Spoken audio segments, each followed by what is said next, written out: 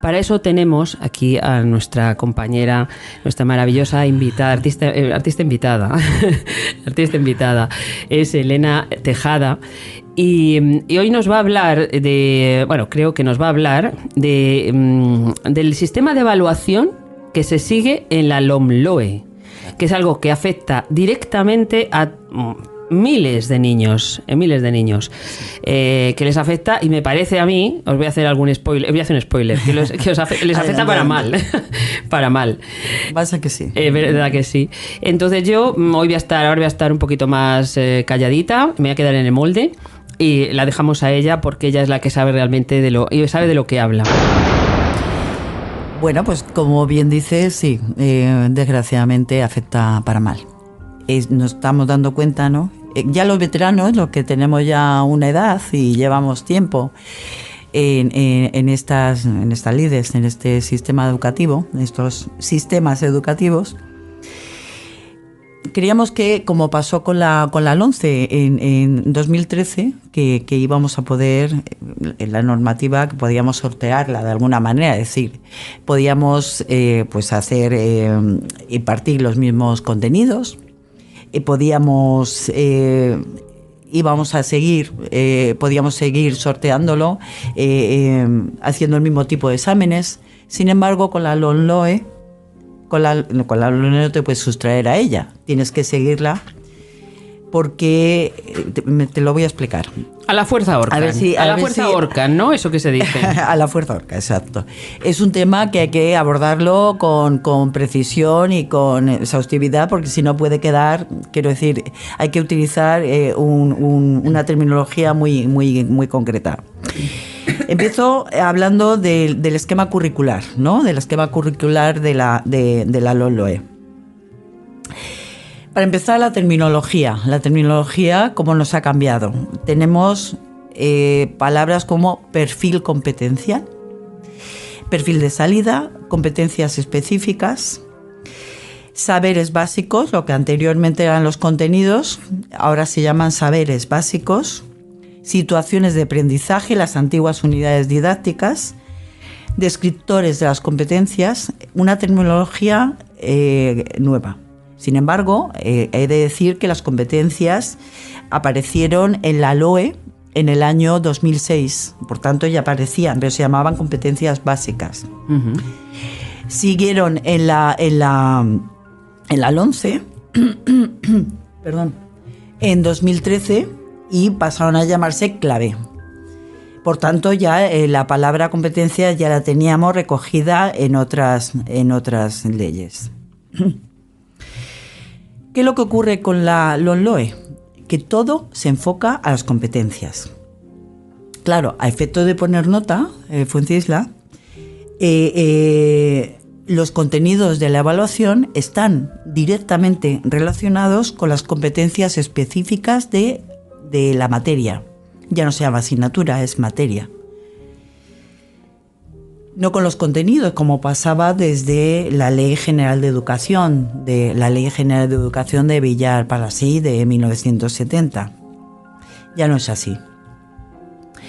La LOMLOE, bueno, hay que decir evidentemente que la LOMLOE, que la octava ley educativa, ya está bien.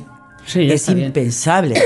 En cualquier país democrático. De hecho, por ejemplo, en Escocia han suprimido las competencias. ¿Qué es lo que ocurre? Al estar, claro, date cuenta que la ley de educación se establecía en función de los objetivos que debía cumplir el alumno. En cada una de las etapas educativas. Pero debía cumplir el alumno sin importar las competencias personales ni tampoco sus capacidades. Ni sus capacidades, ni sus competencias, ni sus orígenes, ni sus circunstancias socioeconómicas y culturales con las que nacían o con las que crecían. Por ese motivo, el trabajo y el esfuerzo personal pues eran indispensables para superar los retos académicos, ¿no? Entonces, prevalecía como una suerte de carrera de obstáculos. Para todos era igual, ¿sí? aunque no partieran, insisto, del mismo origen, cosa, claro, por otro lado, harto difícil. ¿Qué es lo que ocurre? Al centrar los criterios, es decir, los criterios de evaluación, dichos criterios tienen un claro enfoque competencial y atienden tanto a los procesos como a los productos. Fíjate, la palabra productos se ha introducido también en esta terminología, ¿no? Claro, esto reclama el uso de herramientas y de instrumentos de evaluación. Es decir, las pruebas diagnósticas de evaluación tienen que ser variadas y además con capacidad diagnóstica. Y aquí también está el problema. Es decir, se evalúa todo. Y cuando digo todo, digo todo. Quiero decir, me refiero, voy a poner un caso concreto para que se entienda. Nos situamos en un curso en segundo de la ESO, por ejemplo, ¿no? En la programación consta, que tiene que estar reflejado en la programación, que haya 2 parciales por evaluación. El primer parcial, pongamos que tiene un peso de 30%, ¿no?, de la nota. El segundo parcial, 40% de la nota. Los porcentajes restantes son para trabajos, es decir, recogidos en las situaciones de aprendizaje, actividades de trabajo cooperativo, trabajos individuales, exposiciones, debates, etc. Y el otro 10% para la lectura, ¿sí? Hay también un porcentaje para la actitud en clase. Claro, cuando evaluamos todo está calificado con una calificación numérica. ¿Qué es lo que ocurre? Que se vuelve subjetiva la evaluación. ¿Subjetiva? Subjetiva, claro. ¿Por qué? Porque yo recuerdo, a mí no me gusta poner comparaciones, ¿no?, cuando yo era estudiante, ¿no? Pero yo recuerdo que tenía un profesor de física, Ramón. Yo estudiaba en la pública también. Yo también he estudiado en la pública. Nos decía, conmigo no aprueba sí. Ni Jesucristo con 4,99. Madre mía. Pero ahora un alumno saca 4,50 y hay que redondear a la alza.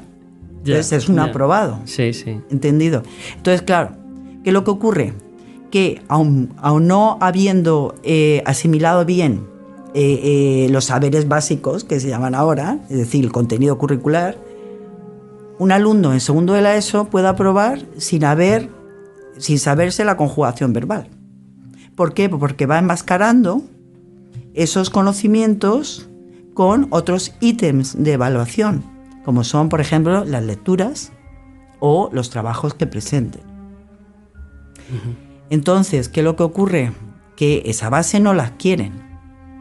Van pasando de curso y, claro, finalmente, cuando termina el proceso educativo, y ellos lo saben, no han adquirido los conocimientos que se les... Lo saben los chicos. Lo saben. Pero no manifiestan, algunos pienso que manifestarán alguna preocupación, o a otros les da igual, ¿no? Pero...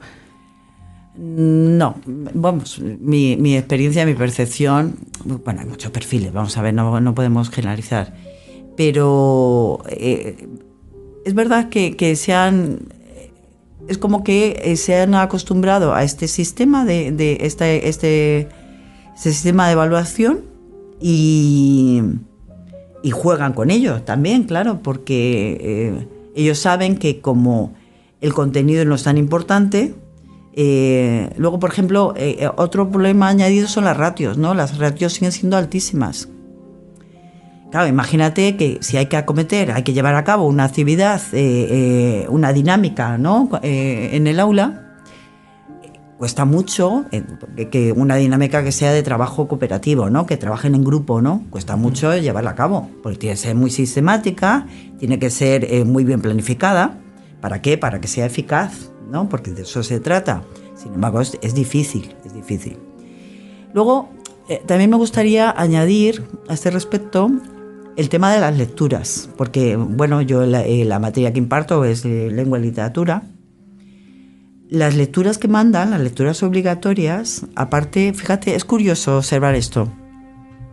En un nivel de segundo de la ESO, por ejemplo, mandan lecturas de autores como Laura Gallego, ¿no? que sus novelas hablan de elfos, de duendes, de hechiceros. Entonces es curioso, a los alumnos no les gusta este tipo de lecturas porque no. Además, uno de los requerimientos en la LOMLOE es que se ajuste al contexto del alumno, ¿no? No se identifican con esas lecturas, no, con les infantilizan, ¿no? Desde luego, no. Y con los duendes. Y con los duendes menos. Les infantilizan, sin embargo luego les dan cursos de educación afectivo-sexual. O sea, quiero decir, es que... ¡Qué barbaridad! Es que es así. Son perversos. Son perversos. Entonces, claro, pero además ellos, en el control que se les hace de lectura, la mayoría no se lo leen, pero bueno, el control que se les hace de lectura, yo intento, siempre les digo que hagan lecturas voluntarias, evidentemente, y que me pregunten, que yo les asesoro, ¿no? Sobre lecturas. No se leen los clásicos. ¿Por qué? Porque son adaptaciones de los clásicos y esas adaptaciones pierden totalmente la esencia. Entonces acaban por no mandar lecturas de clásicos. No las entienden cuando es un clásico que no está adaptado del todo, no entienden a los clásicos. Y claro, y date cuenta además que la asignatura de lengua tenía un peso de 5 horas lectivas a la semana y se ha quedado reducida a 4. Hay que dedicar una sesión a ortografía, otra sesión a lectura en aula. Nos quedan 2 sesiones. Si es un grupo disruptivo, que normalmente suelen ser grupos movidos, suelen ser grupos disruptivos, hay que atender a la diversidad, hay que intentar, en la medida de nuestras posibilidades, personalizar, ¿no? La enseñanza. Imagínate cómo se va diluyendo, ¿no? El diagnóstico, ¿no? de los alumnos. Pero claro, lo más sangrante es que si el alumno finalmente suspende, y mira que es difícil suspender, es difícil, ¿eh? Ya es difícil. La LOMLOE antes era prescriptivo, pero ahora, a partir de este curso escolar, es normativo. Tenemos que hacer nosotros, los profesores, medidas. ¿Qué medidas vamos a adoptar para que el alumno recupere la materia? Sí. Por tanto, un milagro. La carga burocrática es tremenda. Barbaridad. La carga administrativa, la carga burocrática, informes, constantes informes. Lo que menos hacemos, dar clase. Lo que más, informes. Para justificar a la administración que estamos haciendo algo. Pero es que además, esto es como la ley de violencia de género, ¿no? Esa maldita ley de violencia de género. Se invierte la prueba de la carga, porque si un alumno ha suspendido, las medidas las tiene que adoptar el alumno, no el profesor. Claro, el alumno se tiene que poner a hacer codos, clavar los codos, exacto, y romperse el culo. Claro, ¿qué medidas vamos a adoptar los profesores? Que estudien. Sin embargo, es una manera de justificar que no pueden suspender, ¿no? Es como un aviso, ¿no? al profesor, no pueden suspender. En una junta de evaluación, hace poco escuché de una compañera, en el segundo segundo del alumno, o sea, imagínate, había repetido ya 2 veces y eso está muy generalizado. Por tanto, ¿qué es lo que ocurre con esta ley? Que pone al alumno como principio rector del sistema. Esto es lo grave. En detrimento de la autoridad del profesor. Es el alumno el principio rector del sistema, entonces delegan en los centros escolares pues esa responsabilidad. Claro, lo que te comentaba que en Escocia, en Escocia han suprimido la educación basada en competencias. ¿Por qué? Pues porque, claro, se han dado cuenta que ha sido nefasto y han tenido que abandonar esta manera de evaluar. Fíjate, en Escocia desde los años 80 venía implementado, porque consideran que era una experiencia de aprendizaje más flexible, más y personalizada, y además que fomentaba la crítica y el juicio crítico y la creatividad. Pero ha resultado un fiasco. Y es lo que está pasando en España, realmente. Es verdad que tenemos poca perspectiva, el informe PISA, que si quieres hago mención a él. ¿Qué es lo que ocurre? Claro, esa falta de claridad y de coherencia en la definición y evaluación de las competencias, eso es el primer problema. Ahora te comento el caso de la materia que imparto, de lengua. Luego, la complejidad y burocracia del sistema curricular, que se ha complicado muchísimo. Se nos ha complicado sobre todo y principalmente a los profesores, ¿no? En su desempeño profesional, claro, el profesor se ve totalmente subyugado, ya no sometido, subyugado a este que no es un sistema, es un régimen ya. Es un régimen totalitario. Es un régimen totalitario. Burocrático, típico. Además, ¿no? Sí, es hostil, es cada vez más hostil el ambiente que se genera entre los jefes de estudios, los jefes de departamento. ¿Por qué? Porque ellos tienen mucha carga también. Entonces, claro, realmente, cuando se tiene mucho trabajo y no puedes dedicar a la labor docente, que es lo principal, ¿no? Pues es verdad que la desmotivación empieza a ser alta y sobre todo, esto ya se sabe, ¿no? Porque hay estadísticas al respecto, las bajas laborales en los profesores están siendo numerosas. Y la falta de apoyo por parte de la administración. Es verdad que nos imparten cursos de formación a los profesores, pero no se recoge como es debido. Entonces, bueno. En fin, te decía que me voy a centrar en el currículum, vamos, en el eje curricular de la asignatura de lengua castellana, que es la que yo conozco, ¿no? Respecto a las competencias específicas de mi materia, hay 4 competencias específicas, pero fíjate, Fuencisla, la primera competencia es reconocer la diversidad lingüística. Esa es la primera competencia. Luego sí, los textos orales, la producción, orales y multimodales, efectivo. Pero la primera competencia específica es reconocer la diversidad lingüística, ¿no? Porque ya nos están metiendo también, claro, evidentemente.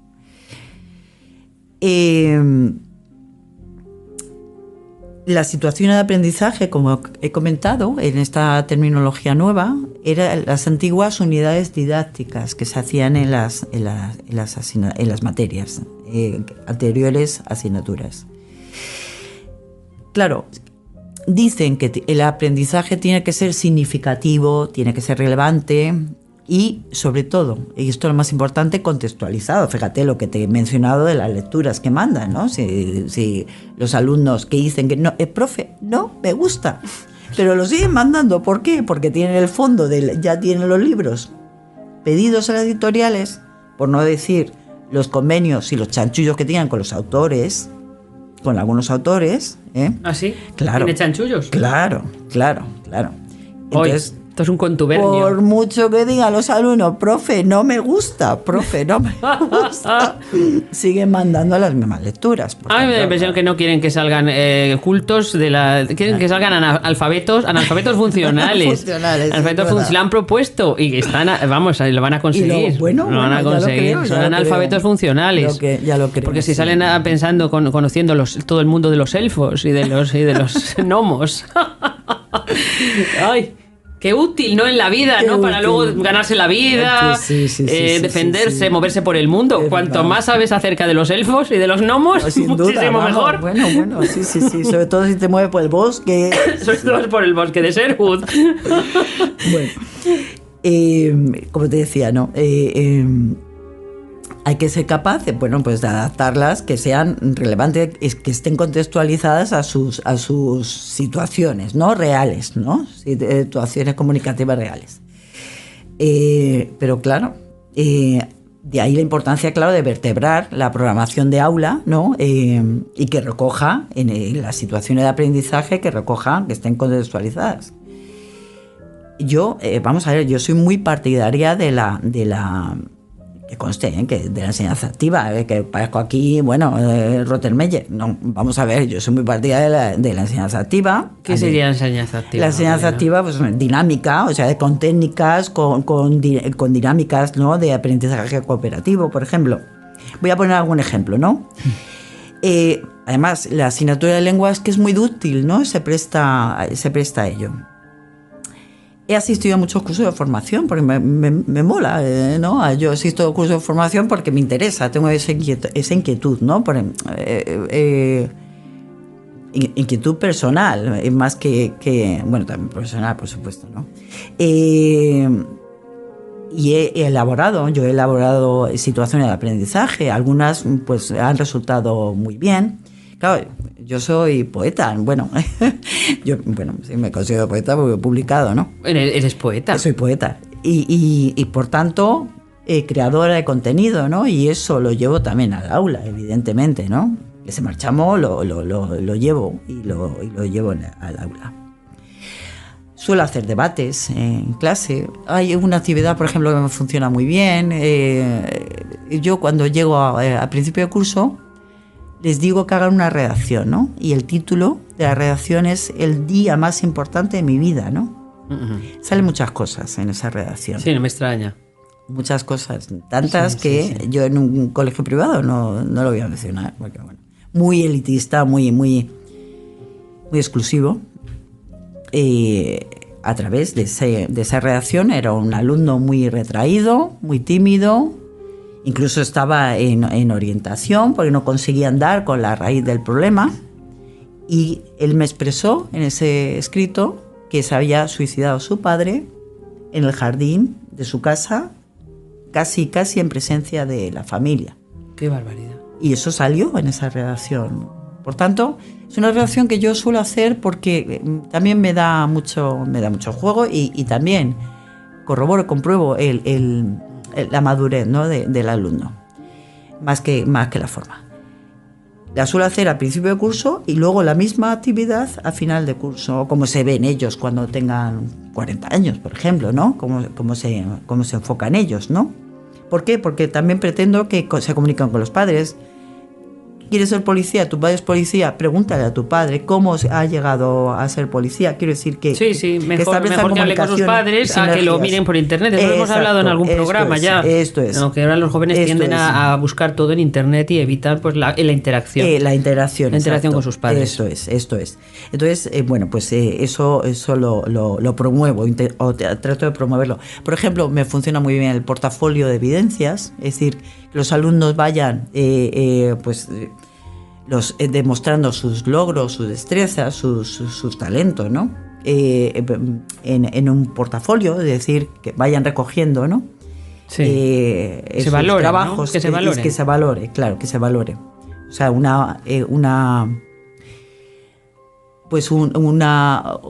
quiero decir,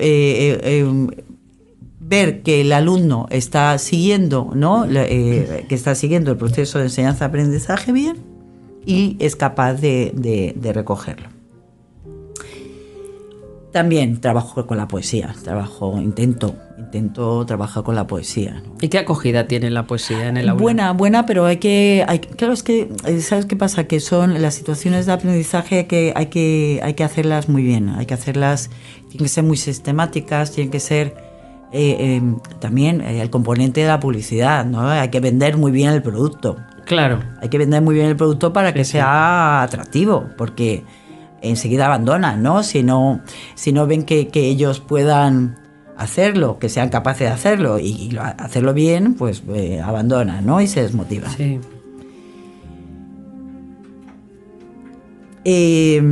Bueno, pues en resumen,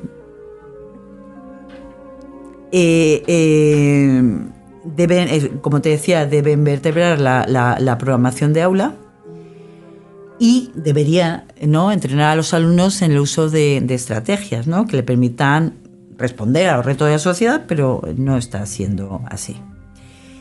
Te decía, trabajo mucho la oralidad también, es importante, porque además que hablen. ¿Qué ves de la ventana de tu habitación? Ah, profe, pues no sé. Pero que no sabes qué ves de la ventana de tu habitación. Pero si te levantas todos los días, pero no me he fijado, profe, me voy a fijar. Entonces, bueno, parece que les sacas, ¿no?, de su ensimismamiento, ¿no? De eso se trata también, claro.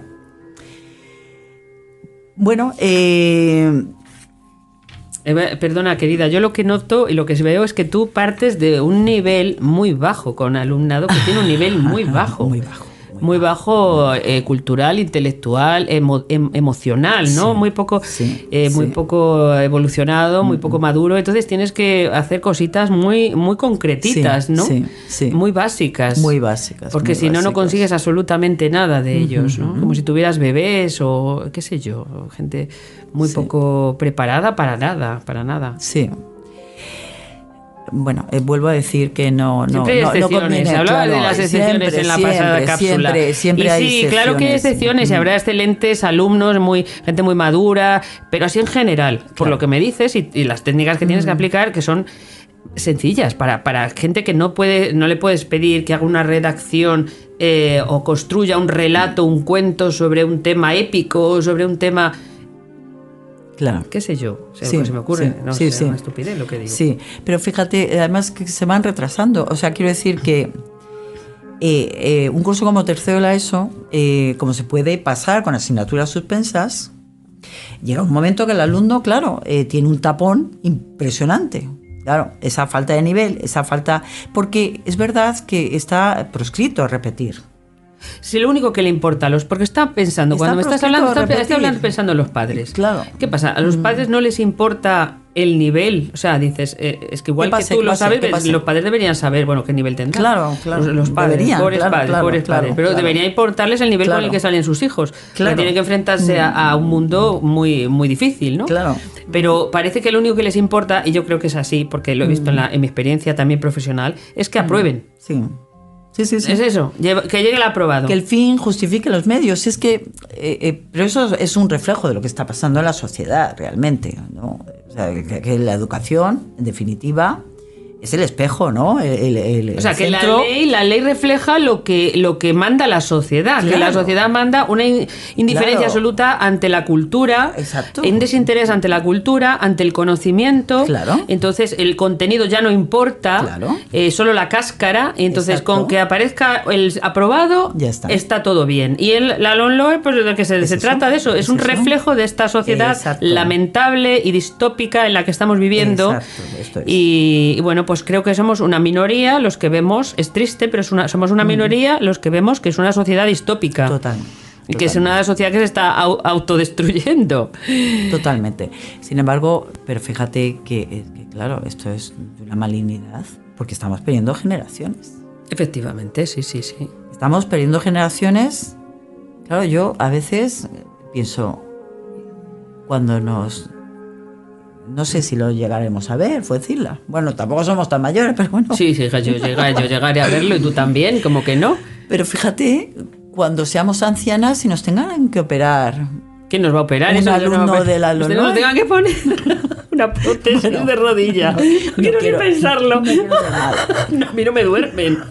A mí no, yo prefiero estar despierta y ser consciente. ¡Qué barbaridad!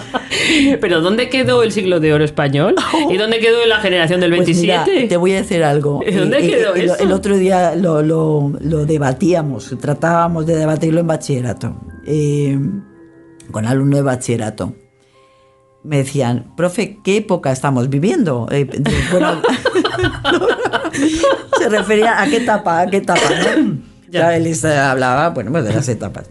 Y digo, pues estamos en una posmodernidad, no sé, estamos en una época barroca, porque hay una inversión, Es como, ¿qué le pasaba a Don Quijote? Que veía los molinos de viento, veía... Gigantes. Entonces, Hay una desconexión, y esto lo comentamos en la sesión anterior, en el programa anterior. Hay una desconexión entre el sujeto y la realidad. Pues total. Y entonces, ¿qué es lo que ocurre? Estamos en una época barroca porque se está invirtiendo la realidad y la ficción. Sí. También hablamos de la verdad, ¿no? Cómo se está institucionalizando la mentira. Sí, total. Cómo se relativiza con la verdad, ¿no? Sí. Yo le decía, yo no os puedo mentir porque tengo un código ontológico. Sin embargo, estamos viendo constantemente políticos que mienten. Sí. Y no tienen ninguna consecuencia, ellos también. Sí. Una sociedad de mentiras. Es una sociedad de mentirosos políticos, medios de comunicación. Claro. ¿Quién no miente? Está institucionalizada la mentira. Pero yo no puedo mentir, claro. Tú tampoco puedes mentir. No, por supuesto que no. Claro. Y un médico no puede mentir a sus pacientes. Efectivamente. Entonces, claro. Entonces ellos ven que no hay sanción tampoco. En la educación, que la educación evidentemente... Te decía de estas actividades, ¿no? De las situaciones de aprendizaje. Tienes que ir incorporándolas poco a poco, tienen que ser muy sistemáticas, tienen que ser... Entonces, en la LOLOE, como parten del perfil de salida del alumno, que son todos iguales, y que ese perfil de salida son capaces de realizar estas actividades, el profesor... Cuando tiene que proyectar estas situaciones de aprendizaje, tiene que ir bajando el nivel porque sabe que no. ¿De qué se trata? De que las interioricen. Pero no hay tiempo tampoco. No hay tiempo material para que las interioricen. Entonces, es un trabajo que se queda totalmente superficial y que no es eficaz. Entonces, se pierde mucho tiempo porque hay que prepararlas con la conciencia y se pierde mucho tiempo, pero por mucho empeño que ponga el profesor, porque yo conozco profesores muy buenos, pero por mucho empeño que ponga, pues que son irrealizables. Y así llegamos a los suspensos. Coincilan, que es su problema. No hay esfuerzo personal, bueno, cada vez menos, claro. Fíjate, esta famosa, la LOCSE, ¿te acuerdas? Que también era una ley socialista, Sí. Marcó el inicio de esta pérdida de la excelencia. De calidad. De calidad. En la educación. Claro. Eso, claro, en España. Es que el alumno tiene afán de superación. ¡Hala, qué antigua eres!, ¿no? Esa palabra está totalmente en desuso, ¿no? Sí. El afán de superación, la vocación, toda esa palabra está en desuso. Claro, pues como te decía, el riesgo, claro, esto sí que es gordo. El riesgo de quedarse fuera del sistema es alto. Siempre es el miedo que tiene el ser humano a quedarse fuera. ¿Por qué? Porque, claro, como no les dotan de herramientas para que se desenvuelvan en la vida, en una comunicación real, o sea, en un contexto real.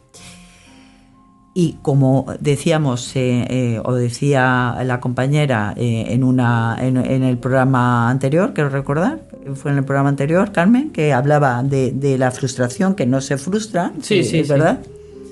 Entonces, ¿qué es lo que ocurre? Que alumnos además con dificultad de aprendizaje, porque tenemos TEL, tenemos TEA, tenemos TDAH, tenemos una gama amplísima, ¿no? Los alumnos que vienen de otras alumnos de emigrantes inmigrantes que el conocimiento de la lengua es casi nulo. Además, alumnos, algún día te comentaré porque, bueno, te lo comentaré en privado para que a ver si puedes salir por las ondas, porque es un poco delicado el tema. Lánzate, pero, si por las ondas se puede decir casi todo. Anda que no oímos cosas. Esto será lo más inocente. Prefiero comentártelo y que me autorices a decirlo. Pero es algo que estamos detectando y esto lo hemos hablado con otros profesores. Pues bueno, te decía que el abandono escolar está claro. Y está aumentando de manera exponencial. El abandono escolar, claro. No me extraña. Y claro, las posibilidades de progresar hacia una educación superior se empiezan a... Además, es que la FP, podía ser una salida muy buena, si estuviese bien Sí, hecha. yo estoy muy a favor de la Yo formación también, profesional. estoy muy a favor de la formación profesional. Sin embargo, sigue estando estigmatizada. Es decir, cuando se les deriva formación profesional básica, ¿no? Es como que parece que se les minusvalora, ¿no? Yo les digo, porque normalmente suelen relacionar, sobre todo en la orientación, alumnos absentistas, es decir, que faltan mucho a clase, con, decir, el alumno abandona la enseñanza reglada y van a formación profesional. Es un error, porque en formación profesional requiere alumnos responsables, alumnos que se comprometan, porque van a trabajar. Entonces, es otro perfil de alumno el que tiene que ir o debería ir a formación profesional. También en eso hay mucha equivocación. Entonces, tampoco se los orienta como es debido. Entonces, es un caos. Bueno, pues sobre todo el enfoque, porque como te he dicho, y es que esto es muy importante, se pone al alumno como principio rector, ¿no? De esto pues no puede ser. El profesor del alumno es que aprueba sin saber. No hay, pues como teníamos antes, ¿no? Desde la Ley General de Educación, desde 1970, es decir, era una carrera de obstáculos que tenías que ir superando, ¿no? El obstáculo que tenías que ir superando. Se puede pasar de curso con más de 3 suspensos. Con 3 suspensos. Si son, quiero decir, no pueden ser las 3 troncales, ¿no? Las llamadas asignaturas troncales. Me refiero a las instrumentales como inglés, como matemáticas o como lengua, ¿no? Pero se puede pasar. Entonces, ¿qué es lo que ocurre? Al poder pasar, claro, y evaluarse por competencias y no por conocimientos, se eliminan las calificaciones numéricas, además, porque como ya... Ay, para no ofender. Claro, para no ofender, efectivamente, para no ofender. Se introduce en la matemática. El cero no. El cero no existe. Yo les digo, ¿no? Tampoco me gusta, insisto, tampoco me gusta, porque ellos se sienten también... Quiero decir, es delicado, ¿no? Cuando se dice, pues yo en mi época tal, ¿no? Tampoco me gusta incidir en ello, pero bueno, de vez en cuando les meto Y es verdad, yo en mi época, que lo llamábamos materia deportiva, existía el muy deficiente. Sí. El muy deficiente, decíamos, me saco materia deportiva en química. Existía. Y la verdad es que les hace gracia eso. Pero es un revulsivo. Revulsivo. Para muchas personas y para muchas en muchas situaciones ha sido un revulsivo recibir un muy deficiente. Sí, claro. Sí, muy deficiente. Claro. Sin embargo... ¿Qué te van a dar? ¿Una palmadita en la espalda? Exacto. Puede ser muy deficiente porque te van a dar el premio del mes. Pues muy mal, porque las medidas tienes que poner tú, no el alumno. Qué horror. Claro, es que insisto, es que es verdad. Es que se invierte la está la todo prueba, invertido. La carga de la prueba, por ejemplo, como hablabas de la ley de... que tú eres abogado. La carga de la prueba está... La carga de la prueba, la carga. El pobre hombre o mujer, bueno, que son denunciados con arreglo a la ley de violencia de género, exacto, de maltrato, pues se denuncian y ¿quién tiene que probarlo? Pues no el que lo hace, el que lo denuncia, sino el denunciado. Exacto, el denunciado. Se pasan 5 años en la cárcel, claro. Desgraciadamente... Muy triste, personas inocentes. Sí. Personas inocentes. Exacto. Y los profesores sois odiados por el sistema. Claro, Estáis siendo odiados. Estamos siendo odiados por el sistema. Y os están torturando para que cada vez haya menos profesores. Exacto. Porque no hacen falta. Claro. Cuando lo que quieres es crear analfabetos funcionales, ¿para qué necesitas profesores? Profesores, exacto. Si somos orientadores, somos guías, somos como chamanes. Entes, o sea, algo abstracto. Somos avatares. Avatares. Ya no sé qué decir. De verdad que es algo... ya no hay sanción tampoco. Es que el problema, fíjate, hablábamos también, ¿no? Del ensayo-error, de la sanción. Con lo buena que es la sanción. Con lo buena que es la sanción. Madre mía, esos suspensos por faltas de ortografía, ¿no? A veces que ponen... Exacto. Y que hacías que te pusieras a estudiar rápidamente, cogieras el libro de las reglas de ortografía. Ahí. Y ya está. Otro qué mal problema, sentaba, ¿no? Qué mal sentaba.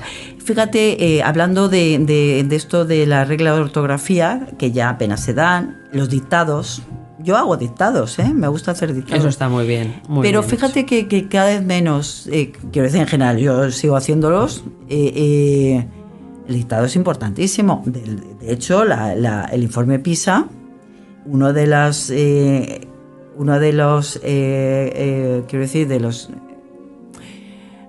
fallos que ha habido en el informe PISA, que han detectado, el informe PISA se hace para que mejoren los sistemas educativos.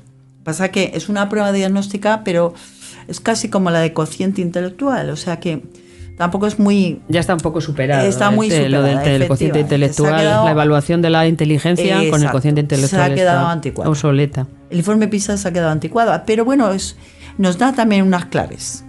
Y las claves en lectura, como se evalúa ciencia, lectura y matemáticas, sí. Es decir, que se evalúan... se evalúan el rendimiento académico, sí, en estas áreas, ¿no? En matemática, en ciencia y en lectura, y como te he dicho, es para mejorar, ¿no? las políticas en educación en los diferentes países. Y es un encargo de los gobiernos. Además, el informe PISA así se establece. Es una hipocresía, claro, generalizada. Pero así se establece en la OCDE, que lo establece así desde el año 2000, ¿no? Bueno, pues te pongo, por ejemplo, en Vascongadas, ¿no? En Vascongadas, fíjate. O sea, te lo has traído pormenorizado, para que nuestros oyentes tengan los datos. Para que nuestros oyentes tengan los datos. Fijaos que en comprensión lectora ha caído al puesto 14º en Vascongadas. En ciencias al puesto 11º. En matemáticas al 9º. ¿Sabes cuál es el gasto? Es la primera comunidad autónoma que tiene el gasto más elevado en educación. Por tanto, algo no funciona, evidentemente. ¿Dónde lo darán? ¿A quién se lo darán? Claro, exacto. O sea, que no lo destinan a lo que realmente funciona y a lo que es efectivo. Está muy mal distribuido, muy mal distribuido, como pasa con todas con el dinero, con nuestro dinero. Pero como dijo una ministra que no era de nadie... Que el dinero no es de nadie. El dinero de los impuestos no es de nadie. Los impuestos no es de nadie. Bueno, claro, y efectivamente, cuando no se dan las reglas de ortografía, cuando no se hacen dictados, cuando se introduce la matemática socioafectivas. ¿Matemáticas socioafectivas? ¿Pero qué es esto? ¿Pero qué invento es este? Con perspectiva de género. Así las matemáticas con perspectiva...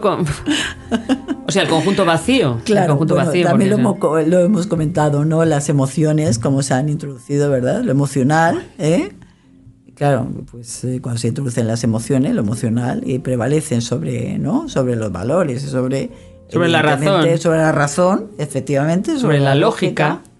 Esos inputs emocionales que están prevaleciendo sobre los inputs lógicos, el profesor que tiene alguna edad sigue utilizando esos inputs lógicos. Entonces hay una confrontación total con el alumno, porque ellos utilizan inputs emocionales, sobre todo, y tú sigues utilizando tus inputs en los que te has educado, ¿no? Sí, sí. Entonces ahí empieza a haber también una fractura, una guerra, una conflictividad, todo conflicto.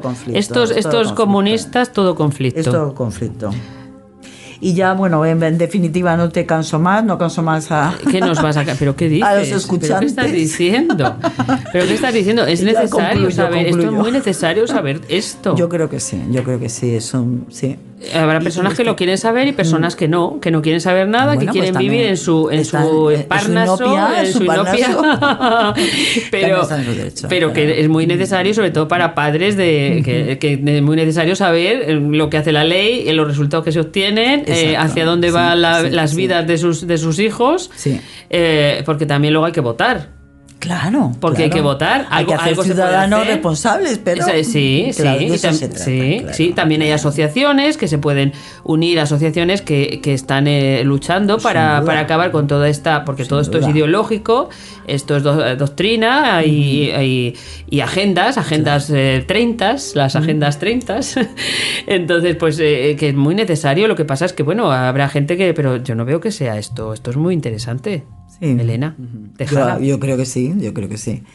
Entonces, bueno, pues lo que como te estaba comentando, ¿no? En definitiva es un cambio sustancial, pero fíjate, en las bases psicopedagógicas y en los principios sobre los que se debería sustentar, ¿no?, el sistema educativo actual.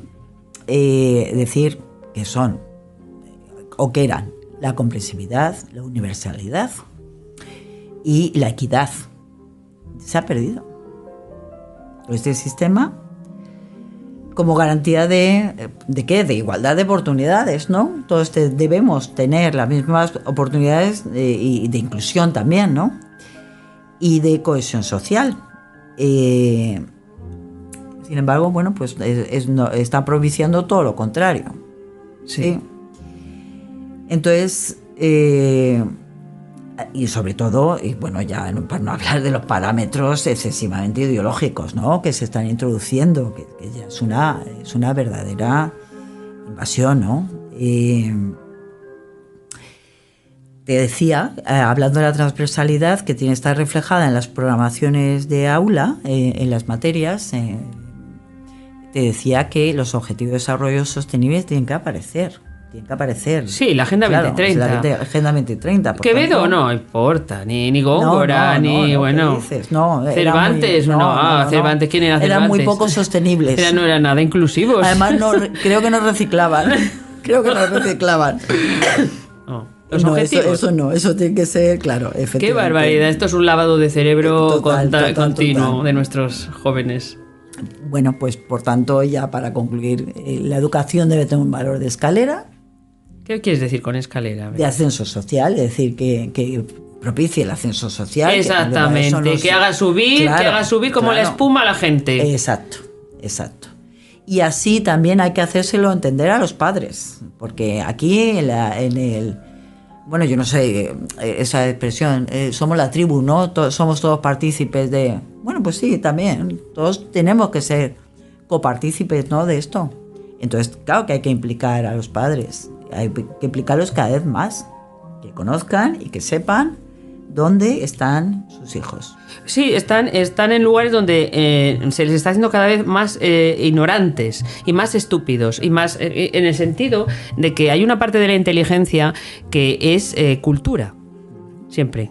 Hay una parte que es cultura. Esa parte de la inteligencia que es cultura, si le arrebatas la cultura al niño, le estás haciendo menos inteligente. Menos inteligente. ¿Qué quieren? Masas de población. Y esto no es conspiranoia, esto es sumar 2 y 2 son 4, es usar la logicidad a la que nosotras, porque venimos del pupitre de madera, no podemos renunciar. Es 2 y 2 más son 4. La logicidad nos dice que lo que están haciendo son masas de población ignorantes, brutas, manipulables, que en un momento dado hasta las pueden eliminar porque no tienen capacidad de pensar, por lo tanto no tienen capacidad de reacción, de respuesta, y que es un plan perverso que están ejecutando los políticos, a los que nosotros, bueno, a través de las urnas, sí, hemos puesto ahí. Luego todos los que los hemos puesto ahí, los que los hayan puesto ahí, somos responsables o son responsables. Son responsables de esta destrucción de nuestra nación, porque al fin y al cabo la riqueza de una nación es su población. Es una población intelectual, inteligente, culta, formada, etcétera. Claro. Es una nación fuerte y poderosa. Aparte, no va a ser exportable tampoco, porque, claro, ¿dónde van? Sí. Imagínate en comunidades como Cataluña, como Vascongadas, ¿no? Sí. Que el español no consigue ni siquiera el 25%. O sea, decir, es que claro, es que hablamos de cosas que son realmente que deberían ser incuestionables. Sin embargo, las tengo que poner en cuestión porque es así como se están. Solo una minoría. Solo una minoría va a poder brillar y va a poder. Exacto. Pero la gran mayoría, la élite, siempre van a dejar una élite. Claro, una élite que haga las operaciones de rodilla. Esas es que nos van a tener que hacer a nosotras. Claro, sus hijos.